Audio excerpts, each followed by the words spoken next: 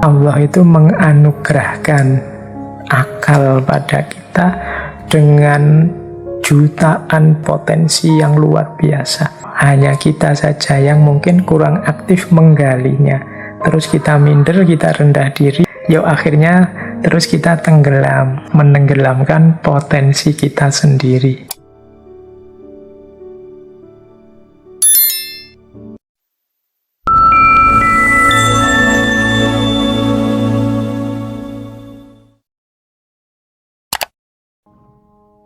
Assalamualaikum warahmatullahi wabarakatuh. Bismillahirrahmanirrahim. Kita mulai tema creative thinking atau berpikir kreatif. Saya ulang sebentar ya definisi berpikir itu. Ini sebenarnya istilah sehari-hari sering kita pakai. Bahkan kita sering nyindiri orang yang tidak mau mikir, tidak mau berpikir. Misalnya, mbok yo mikir dong, atau diksi-diksi yang semacam itu menunjukkan bahwa orang itu kalau disebut tidak mikir, orang itu kalau disebut tidak bisa berpikir, itu sesuatu yang memalukan bagi dirinya. Makanya banyak orang nyindir orang yang dianggap tidak bisa berpikir.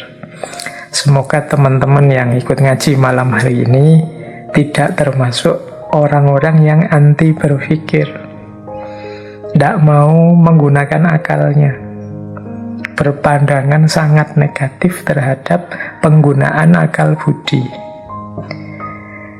Karena seperti apapun kita tidak mau menggunakan akal, sebenarnya secara alamiah kita pasti menggunakannya kalau kita sehat jasmani dan rohani.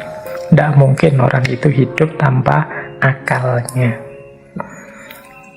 Bahkan di ranah apapun, termasuk ranah agama. Dalam beragama pun kita juga dituntut untuk jernih, sehat cara berpikirnya. Meskipun nanti tentu saja standar berpikir jernih dan berpikir sehat itu kadang-kadang beda-beda. Nah, ini yang sering kemudian jadi perdebatan, sering jadi masalah. Tapi kita tidak ke situ dulu. Kita awali dulu pelan-pelan dari definisi berpikir. Apa sih berpikir itu? Berpikir itu adalah proses kognitif terorganisir bertujuan yang kita gunakan untuk memahami dunia kita. Nah, perhatikan 3 ciri tadi ya. Kognitif, terorganisir, bertujuan. Kognitif itu berarti ada proses-proses akal yang bekerja, rasio yang sedang aktif dan sadar. Jadi yang pertama dia proses akal, proses rasio, proses kognitif sadar yang memang sengaja kita jalankan, kita hidupkan. Kemudian yang kedua terorganisir. Terorganisir itu ada tertibnya, ada urutannya. Tadi saya melihat apa, kemudian saya pahami sebagai apa, kemudian saya simpulkan berarti apa. Nah, itu namanya kan terorganisir. Saya melihat orang yang dadanya sesak misalnya, kemudian saya pahami mengapa kok dia dadanya sesak. Oh, dia punya sakit asma. Ketika kita menyimpulkan sesuatu secara sadar menggunakan akal kita, itu sebenarnya ada pola-polanya. Itu yang disebut terorganisir. Jadi tidak iseng, tidak asal, tidak sesuka-sukanya sendiri. Jadi ada patternnya, ada polanya. Itulah namanya berpikir. Dan yang ketiga bertujuan. Jadi ada maksudnya. Mengapa sih kok tadi aku ingin tahu sebenarnya dia ini kena apa, dia ini terserang apa? Itu kan ada tujuannya.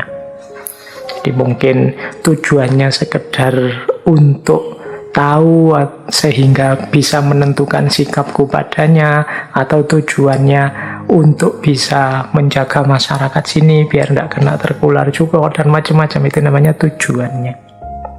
Jadi berpikir itu kognitif, terorganisir, bertujuan. Nah, ini kalau definisi dari bukunya seperti itu. Atau teman-teman bingung dengan penjelasan ini, tidak usah dipahami atau dihafalkan definisinya, disadari saja proses berpikir yang terjadi dalam diri kita. Caranya, misalnya ada orang punya tips seperti ini untuk mendeteksi kita ini berpikir apa enggak. Ada satu quotes yang bagus yang bunyinya begini: as you start asking question and seek answers, you are in fact thinking. Jadi begitu engkau bertanya dan mencari jawaban, saat itulah sebenarnya engkau sedang berpikir. Jadi definisi tadi mungkin susah dipahami, ya tidak harus dihafalkan, tapi sadarilah, oh ini lo mikir itu. Nah, untuk sadar bahwa ini sedang mikir itu caranya mudah, yaitu ketika kita sedang menanyakan sesuatu atau mencari jawaban sesuatu, saat itu juga sebenarnya kita sedang berpikir. Misalnya teman-teman bertanya, ini tadi ngajinya mulai jam berapa ya? Nah, itu otomatis setelah ada pertanyaan itu kan pikiran kita jalan. Oh, saya tadi juga tidak ikut mulainya, tapi biasanya ya kalau ngaji filsafat mulainya jam 8. Nah, ini jawabannya. Jadi dari pertanyaan kemudian ketemu jawaban, ini kan proses berpikir. Jadi ya, ayo disadari peristiwa ini yang terjadi di dalam diri kita, yaitu peristiwa berpikir. Ya, identifikasi paling mudahnya ketika kita bertanya. Di situ biasanya terus proses ini terjadi. Ya, kita sering tidak sadar secara penuh terhadap proses ini. Karena sejak kecil sebenarnya kan kita juga sudah berpikir. Kalau dalam ilmu logika itu ada namanya logika alamiah. Logika alamiah itu ya cara berpikir yang alami. Orang itu tidak harus kuliah logika, kuliah filsafat, membaca buku-buku logika, sebenarnya juga sudah bisa berpikir. Ya contohnya misalnya bapak-bapak ibu kita dulu, kakek nenek kita, itu kan mungkin tidak pernah kuliah filsafat, tidak pernah membaca buku-buku logika, tidak pernah ikut ngaji filsafat, tapi kan mereka mampu hidup dengan baik, dengan benar, bahkan selaras dengan hukum-hukum alam sunnatullah. Itu kalau dalam filsafat ya memang setiap orang itu punya logika alamiah. Jadi secara alami memang Allah memberi anugerah manusia kemampuan berpikir. Hanya saja nanti dalam problem tertentu, masalah-masalah tertentu, hal-hal tertentu butuh pendalaman-pendalaman berpikir, butuh analisis-analisis yang lebih dalam, yang tidak bisa dipikirkan sambil lalu. Ada konsep-konsepnya, ada teori-teorinya.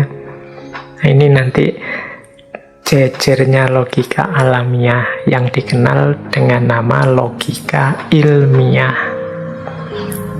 Jadi ini nanti ada di kuliah atau pelajaran logika. Bedanya logika yang alamiah dan logika yang ilmiah. Jadi ada kan orang yang bilang, alah ngapain sih pakai belajar logika segala, belajar filsafat segala, saya tidak pernah belajar filsafat juga bisa mikir. Ya, secara alamiah memang manusia punya kemampuan berpikir. Cuma nanti ada problem-problem tertentu yang kita butuh skill, cara berpikir yang tidak bisa digeneralkan begitu saja dianggap sama.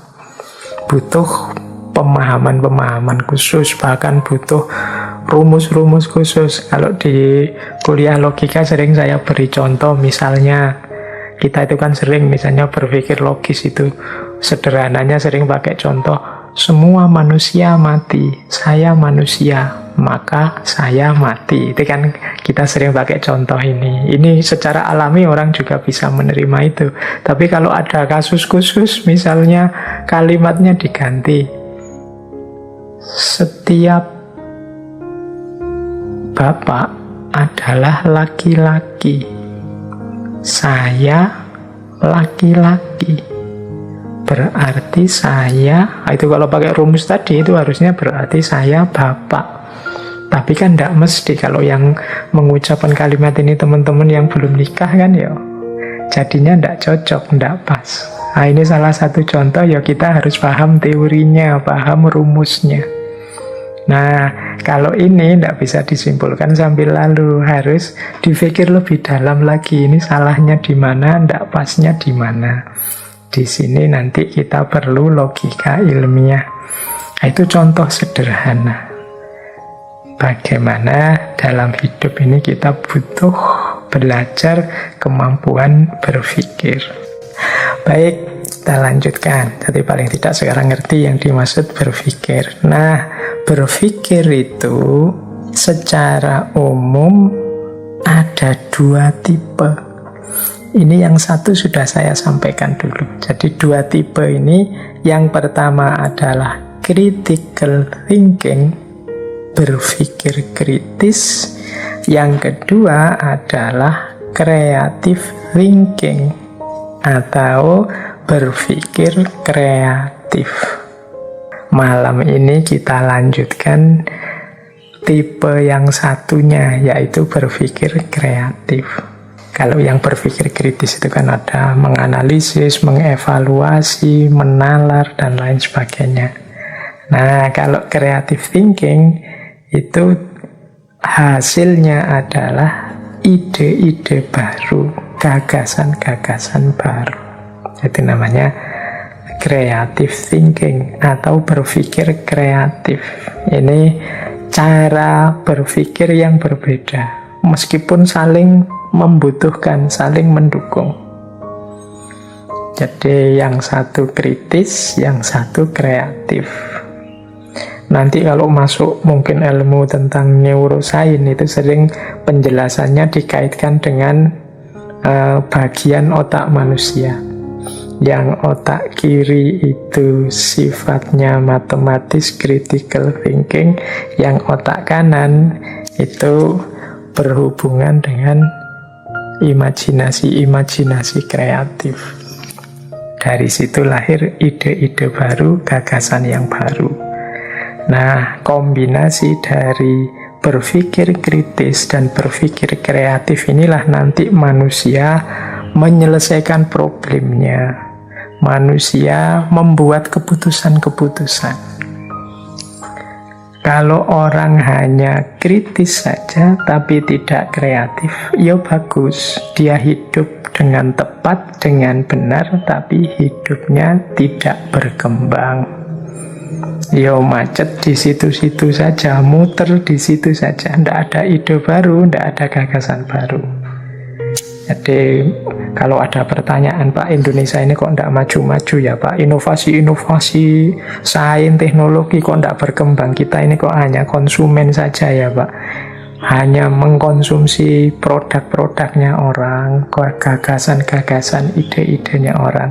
Nah, itu mungkin salah satu jawabannya adalah banyak di antara kita yang kurang kemampuan berpikir kreatifnya.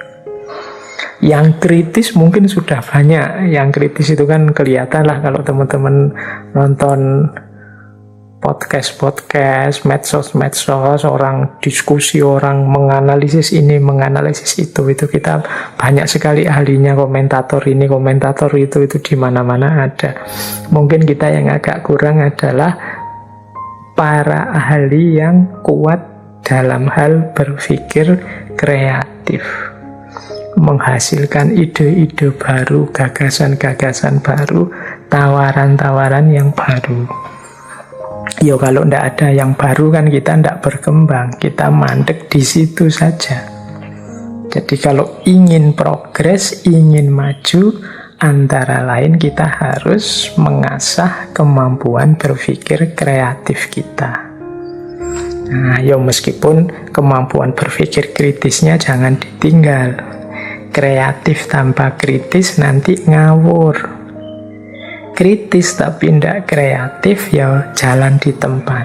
Kita tidak berkembang, tidak maju-maju. Dua kutub ini penting. Oleh Allah difasilitasi dengan otak kiri dan otak kanan yang punya kapasitas yang berbeda, keahlian yang berbeda. Ini yang berarti di antara bentuk syukur kita terhadap anugerah Allah itu, ya mari kita optimalkan dua-duanya, critical thinking dan creative thinking. Ada yang mengilustrasikan dua kemampuan kritis dan kreatif ini seperti kalau kita naik, kalau bahasa Jawa ini naik getek atau naik perahu kecil itu yang kita jalankan dengan dayung yang punya dua pedal, punya dua sisi. Sisi yang satu itu berpikir kritis, sisi yang satu berpikir kreatif. Ini dua-duanya harus hidup.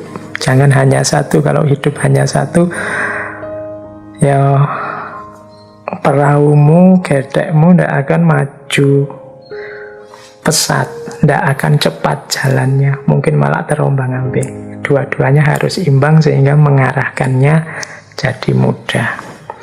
Nah, jadi ini berarti berpikir itu penting, eksistensial, dengan dua tipenya, yaitu critical thinking dan creative thinking. Ini harusnya saya mulai menjelaskan tentang critical thinking, tapi critical thinking sudah kita jelaskan, berarti malam hari ini kita tinggal menjelaskan yang creative thinking. Baik, kita lanjutkan pembahasan tentang kreatif atau kreativitas. Dalam bahasa Indonesia, kreativitas ini sering didefinisikan sebagai daya cipta. Daya cipta itu satu proses mental yang membuat lahirnya gagasan-gagasan baru atau pemecahan-pemecahan baru, atau menemukan peluang-peluang baru, kemungkinan-kemungkinan yang baru. Ini kalau dalam bahasa Indonesia ini disebut daya cipta. Kemampuan mengkreasi, mengcreate. Meskipun yang dimaksud baru itu tidak harus sesuatu yang sama sekali sebelumnya belum ada. Bisa juga dalam bentuk kombinasi-kombinasi, bisa dalam bentuk merangkai yang sudah ada, yang sebelumnya dikenal sehingga jadi sesuatu yang baru. Misalnya dulu orang kenalnya handphone itu sebagai alat komunikasi, tapi kemudian gagasan tentang handphone ketemu dengan gagasan tentang kamera, digabung jadilah smartphone misalnya. Hari ini kan smartphone itu ya handphone kita yang ada berbagai macam alat di situ, tidak hanya kamera sebenarnya. Tapi ini sebenarnya menunjukkan sesuatu kreasi, daya cipta yang luar biasa, menggabungkan ide-ide yang ada sebelumnya. Jadi kamera kan orang sudah kenal sebelumnya, handphone orang sudah kenal sebelumnya. Nah, nanti handphone yang ada kameranya itu sesuatu yang genuine. Nah, ini namanya kreativitas. Peradaban manusia itu berkembang, maju, progres karena kuncinya adalah daya kreasi atau daya cipta atau kreativitas ini. Maka berpikir kreatif seperti saya bilang tadi nanti menjadi kuncinya kemajuan. Baik, saya lanjutkan. Nah, malam hari ini kita akan banyak belajar dari seorang tokoh yang dikenal sering dan banyak menulis tentang teknik berpikir termasuk berpikir kreatif ini. Namanya adalah Edward de Bono. Teman-teman mungkin pernah membaca buku beliau ya, ada beberapa yang populer sekali, misalnya 6 topi berpikir, berpikir lateral, dan lain sebagainya. Beliau ini dokter, psikolog, penulis, filosof yang berasal dari Malta. Nah, malam hari ini kita akan mengambil beberapa teori dan konsep dari beliau tentang berpikir, khususnya berpikir kreatif ini. Menurut Edward de Bono, kreativitas itu adalah sumber daya manusia yang paling penting. Kata beliau, kalau tidak ada kreativitas, tidak akan ada kemajuan, maka kita selamanya hanya akan mengulang hal yang sama.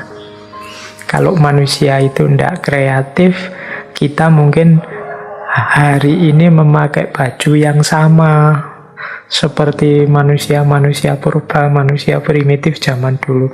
Mungkin kayak baju kita masih kayak Flintstone, itu mobilnya ya masih mobil kayak di Flintstone, itu tidak berkembang sampai sekarang. Tapi kan manusia itu kreatif. Jadi selalu terjadi kemajuan dan perubahan. Kuncinya apa? Daya kreativitas. Maka malam hari ini mari kita latihan berpikir kreatif dalam rangka memenuhi amanat Allah untuk memajukan dan memakmurkan bumi. Nah, kita lanjutkan lagi. Menurut Edward de Bono lagi, berpikir kreatif itu bukan bakat, tapi satu keterampilan yang dapat dipelajari. Ia memberdayakan manusia dengan menambah kuat kemampuan alaminya, produktivitasnya, dan keuntungan-keuntungan lainnya. Jadi ini penting ya, kita garis bawahi. Berpikir kreatif itu bukan bakat, tapi keterampilan yang dapat dipelajari. Berarti teman-teman tidak boleh alasan, Pak, saya tidak bisa Pak kalau disuruh kreatif itu. Saya tidak bisa Pak kalau saya disuruh mencari solusi, menemukan ide-ide baru. Saya itu makomnya hanya follower Pak. Saya itu konsumen, bukan produsen, termasuk dalam hal pikiran. Nah, ini berarti kalau mengikuti pikiran Edward de Bono tadi, tidak begitu. Mungkin itu hanya alasan kita saja, dalih kita saja karena kita malas. Setiap orang itu bisa. Ini seperti keterampilan. Ya keterampilan itu memang kalau kita tidak belajar, tidak melatih diri, ya memang tidak bisa. Tapi kalau kita mau dan serius melatih diri, insya Allah bisa. Wong itu keterampilan yang bisa dipelajari. Tidak ada hubungannya dengan bakat. Jadi jangan alasan, tidak bakat saya mikir itu Pak, tidak bakat saya filsafat itu, tidak bakat. Tidak, itu keterampilan kok. Itu alat yang bisa kita pakai dan kita bisa belajar cara memakainya yang benar. Jadi keterampilan berpikir atau thinking skill. Ini penting karena sering saya dengar orang dengan dalih ini kemudian tidak mau belajar untuk cara berpikir yang benar, belajar logika atau belajar filsafat. Tidak, ini bukan bakat, tapi keterampilan. Berarti kuncinya ada kita mau atau tidak untuk berlatih dan belajar sampai kita menguasai keterampilan itu. Mungkin nanti ada yang tanya juga, tapi kan enggak belajar juga enggak apa-apa toh Pak, enggak berlatih di situ enggak apa-apa toh Pak, kon enggak wajib, enggak ada dalilnya juga. Misalnya ada yang ngeyel begitu, iya, ayo itu hakmu sih mau belajar untuk terampil apa enggak, tapi jangan lupa berpikir kreatif itu kunci kemajuan, kunci kita sukses menjalankan berbagai kewajiban-kewajiban kemanusiaan dan juga kewajiban kehambaan. Jadi itu garis bawah. dari pandangannya Edward de Bono bahwa berpikir kreatif itu tidak ada hubungannya dengan kapasitas kita atau bakat kita. Makanya ada quote yang terkenal sekali yang bunyinya stop killing your own ideas. Berhenti membunuh gagasanmu sendiri. Bagaimana kok orang membunuh gagasannya sendiri? Dengan cara dia tidak mau berpikir.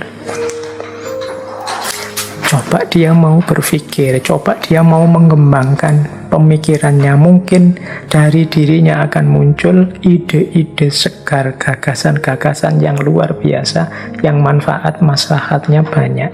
Jadi stop killing your own ideas. Jadi jangan membunuh dirimu sendiri secara intelektual. Nah, itu mungkin maknanya begitu.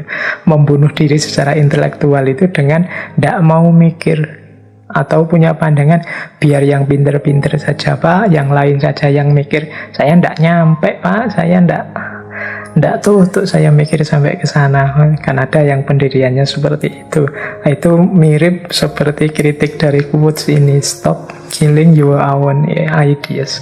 Jadi mbok jangan bunuh diri intelektual. Ayo berjuang. Ya namanya berjuang ya tetap semampu kita. Jangan mau berhenti berpikir. Ada pandangan bahwa setiap orang itu sebenarnya kreatif. Tidak ada kok orang itu tidak kreatif. Ada pandangan juga semakin kita percaya bahwa kita kreatif, semakin kita akan kreatif. Mengapa kok ada orang yang merasa dirinya tidak kreatif? Pertama-tama karena dia sejak awal sudah tidak percaya bahwa dirinya kreatif. Allah itu menganugerahkan akal pada kita dengan jutaan, puluhan, mungkin ratusan juta potensi yang luar biasa.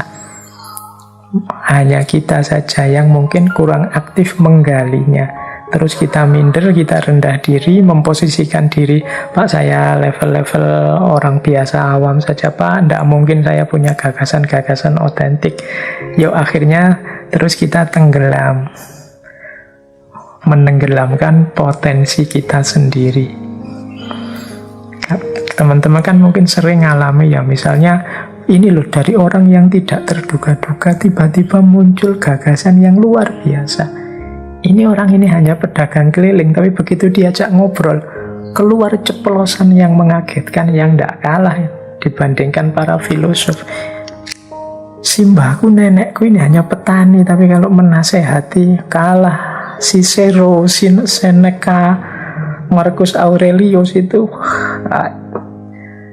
Mengapa bisa begitu? Ya memang karena setiap orang punya derajat level intelektual yang tinggi. Hanya saja mungkin banyak orang yang tidak sadar atau tidak percaya dengan kapasitas dan kemampuannya. Ada pandangan lagi, kreativitas seseorang itu dari ekspresi otentiknya. Kalau teman-teman ingin kreatif, berhenti jadi follower saja, yang membebek saja, ikut saja gagasan orang. Itu yang membuat kita selalu bingung, terombang-ambing ke kiri, ke kanan, ke selatan, ke utara. Ayo, ekspresikan keinginan otentikmu. Ungkapkan apa yang engkau inginkan. Jangan malu-malu menyatakan apa yang terlintas di pikiranmu. Siapa tahu dari situ muncul gagasan-gagasan besar dan penting. Jadi stop killing your ideas.